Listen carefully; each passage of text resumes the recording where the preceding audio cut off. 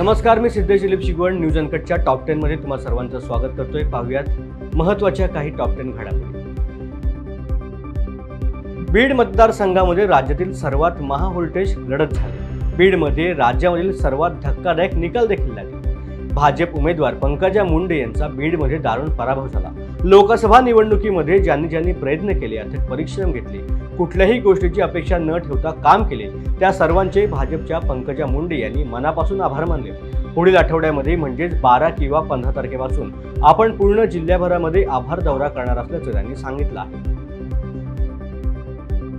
राष्ट्रवादी काँग्रेस अजित पवार गटाचा कोणताही आमदार शरद पवार राष्ट्रवादी पक्षाच्या संपर्कात नाही, सर्व आमदार आमच्या सोबत आहेत असा दावा आमदाराच्या बैठकीनंतर अजित पवार यांनी केला आहे। यावेळेस राष्ट्रवादी काँग्रेस पक्षाच्या परफॉर्मन्सच्या बाबतीमध्ये बोलायचं म्हटलं तर जो काही निकाल लागलेला आहे त्याच्यामध्ये आम्ही काही फार समाधानी नाहीये।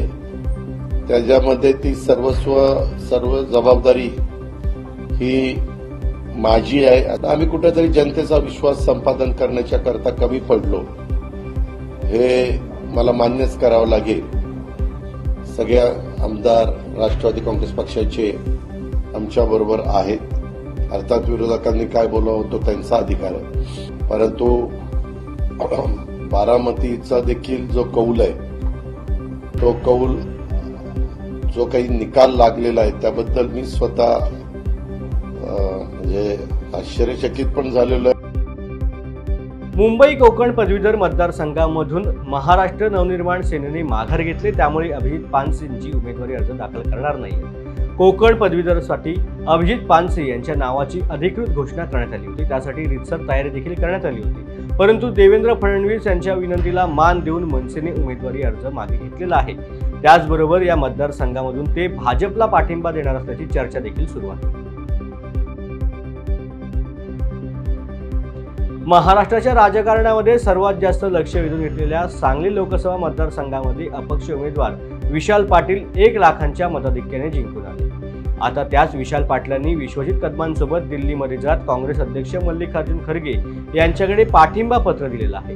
मल्लिकार्जुन खरगे यांनी ट्विट करून याबाबत माहिती दिली। ते म्हणाले की महाराष्ट्रात अहंकारी राजकारणाला जनतेने पराभूत केले। सामाजिक न्याय, समता आणि स्वातंत्र्यासाठी लढणाऱ्या छत्रपती शिवाजी महाराज, महात्मा ज्योतिबा फुले आणि डॉक्टर बाबासाहेब आंबेडकर यांच्यासारख्या आपल्या प्रेरणादायी दिग्गजांना ही योग्य श्रद्धांजली आहे। सांगलीमधील खासदार विशाल पाटील यांनी काँग्रेसला पाठिंबा दिल्याचं त्यांनी सांगितलंय। विशाल पाटलांच्या पाठिंब्यामुळे देशामध्ये काँग्रेस खासदारांची शतकपूर्ती झाल्याचं पाहायला मिळतंय।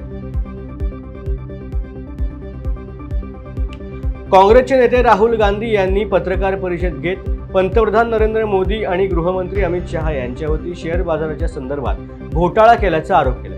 या घोटाळ्यामुळे नागरिकांना 30 लाख कोटी रुपयांची हानी झाल्याचा दावा राहुल गांधी यांनी केलाय। या प्रकरणाची संसदीय समितीकडून चौकशी करण्यात यावी अशी मागणी देखील राहुल गांधी यांनी केली आहे।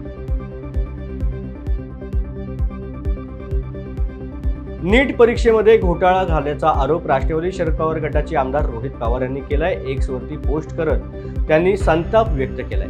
पेपरफुटी आणि परीक्षांमध्ये होणाऱ्या घोटाळ्यांचे लोण नीट परीक्षेमध्ये देखील पोचलं आहे। NTA सारख्या संस्थांच्या माध्यमातून घेतल्या जाणाऱ्या परीक्षाही पारदर्शकपणे पार पडणार नसतील तर विद्यार्थ्यांनी विश्वास तरी कुणावर ठेवावा? मर्यादांसाठी युवकांच्या भविष्याशी खेळणं सरकारला शोभतंय का? युवकांच्या भविष्याशी खेळणाऱ्या सरकारला आता नीट रुळावरती आणण्याची गरज आहे, असं रोहित पवार यांनी ट्विट केलं आहे। सावित्रीबाई फुले विद्यापीठामधील कॉमर्स विभागातर्फे कॉमर्सच्या विद्यार्थ्यांसाठी जॉब फेअर 2024चं आयोजन करण्यात आलंय। 12 जून रोजी विद्यापीठाच्या कॉमर्स विभागामध्ये होणाऱ्या मेळाव्यात 14 पेक्षा जास्त कंपन्या सहभागी होणार आहेत। सावित्रीबाई फुले पुणे विद्यापीठामधील कॉमर्स विभाग यांच्या संयुक्त विद्यमाने या रोजगार मेळाव्याचं आयोजन करण्यात आल्याचं सांगितलं गेलं। पुणे शहरामधील कुमठेकर रस्त्यालगत असणाऱ्या एका 4 मजली इमारतीला काल मध्यरात्री भीषण आग लागली। या भीषण आगीमध्ये गुदमरून एकाचा मृत्यू झाला, तर इमारतीमध्ये अडकलेल्या 48 मुलींची सुटका देखील करण्यात आली। 1 वाजण्याच्या सुमारास या इमारतीला भीषण आग लागली होती। आगीची माहिती मिळताच अग्निशामक दलाचे जवान तातडीने घटनास्थळी दाखल झाले। त्यानंतर त्यांनी अवघ्या काही मिनिटात आगीवरती नियंत्रण मिळवलेलं आहे। T20 वर्ल्ड कप 2024च्या ग्रुप ए मधील सामन्यामध्ये युएसएने पाकिस्तान विरुद्धच्या सामन्यात सुपर ओव्हरपर्यंत नेला। युएसएने 160 धावांचं आव्हान करत असताना 20 षटकामध्ये 3 नाबाद 159 धावा केल्या। युएसए कडून कर्णधार मोनार्क पटेलने अर्धशतकीय खेळी करत धडाकेबाज फलंदाज एरॉन जोन्सने नाबाद 36 धावा करत सामना टाय केला। त्यानंतर सुपर ओव्हरमध्ये युएसएने 18 धावा केल्या होत्या, मात्र प्रत्युत्तरामध्ये पाकिस्तानला फक्त 13 धावाच करता आणि युएसएने पाकिस्तानला सुपर ओव्हरमध्ये पराभूत करत इतिहास देखील रचला आहे। भारतीय वंशाच्या सुनीता विल्यम्स आणि तिचा जोडीदार बुच विल्मोर गुरुवारी सुरक्षितपणे अंतराळामध्ये पोहोचलेले आहेत। यावेळेला विल्यम्स आनंदाने उड्या मारताना देखील पाहायला मिळाल्या। त्यांचा एक व्हिडिओ सध्या सोशल मीडियावरती चांगलाच व्हायरल होतोय। बोईंगच्या स्टारलाइन अंतराळामधून इंटरनॅशनल स्पेस स्टेशन मार्गावरती अंतराळवीर सुनीता विल्यम्स आणि तिच्या सहकारी बुच विल्मोर यांनीही उड्डाण क्षमतेची चाचणी केली होती। अशी कामगिरी करणाऱ्या सुनीता या पहिल्या महिला ठरल्या आहेत। वेळ झाले बातमीपत्रात इथेच थांबायची। पुन्हा भेटू नवीन बातमीपत्रात। धन्यवाद।